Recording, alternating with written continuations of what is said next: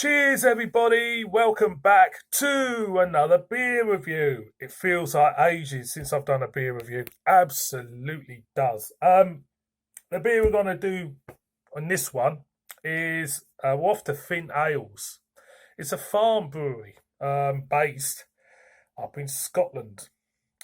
And this is, I would say, their flagship beer. I have done a Fyne Ales beer before, and it was a beer called Avalanche, and it was one of the best beers. And this is no joking, it was one of my favourite beers of last year, it really is. So this is a Citrus Session Blonde, and it is a bottle of their Jarl.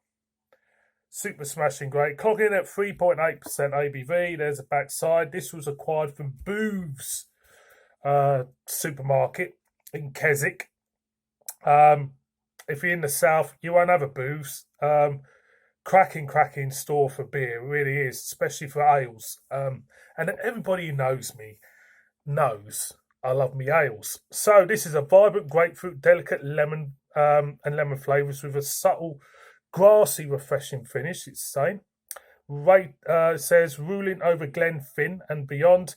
Jarl is our flagship session showcasing American citrus hops and to deliver waves of balanced citrus flavours and crisp finish. Family-owned Scottish farm brewery, creating modern, ambitious and progressive beers since 2001. I've just checked their website. They do quite a few beers. Rather interesting. I may have to put in an order and see what else they do. So there's the crown. I don't know. I'm not too sure what that's supposed to represent. It looks like a staircase on it, but I don't know. Let's get the aroma, shall we? It's not really a burst of citrus coming through. It's just a nice, slightly biscuit lemonness coming up the neck. It's just a nice balanced aroma as such. It smells decent. Let's pour it out like we do. So nice pale looking colour. I do apologise if I'm not going to get much head. The actual glass is slightly wet because I rinsed it out because it stunk of soap, to be honest. My glass stunk of soap. So, we got ahead anyway. So, there we go. Very pale looking, as you can see. Look at that. Straw, very clear. You can see the cat's face through it. She don't want to see my face through it, does she? Yeah, one finger's worth of fluffy dusting. Let's get the aroma. Limes, lemons, Garibaldi biscuits. I'm going to go in. Cheers, everybody.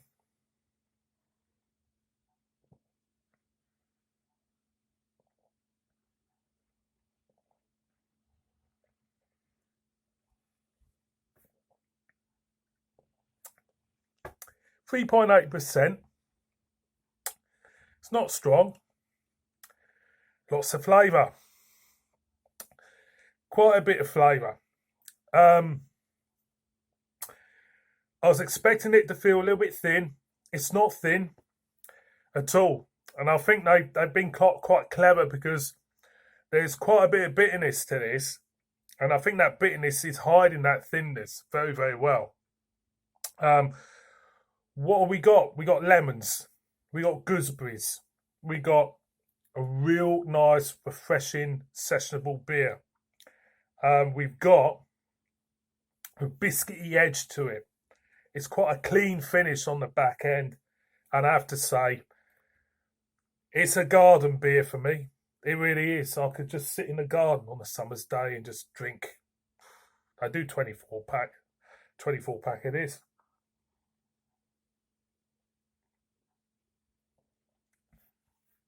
That bitterness is very harsh.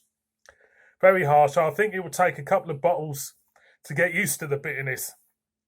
because it does really blow you away on the first mouthfeel. The mouthfeel, the mouthfeel itself is smooth, um, slightly dry, but not too dry. It's very, very nice. It's a very nice sessionable beer. I'll be more than happy to drink this all the time. It's another good quality beer from. Would I look at this over, you know, dare I say, I shouldn't say craft breweries. Would I look at this more than session IPAs? And yes, definitely. There's a there's a bit of honesty and integrity here. I mean, it's a cracking beer. It is. I'm going again.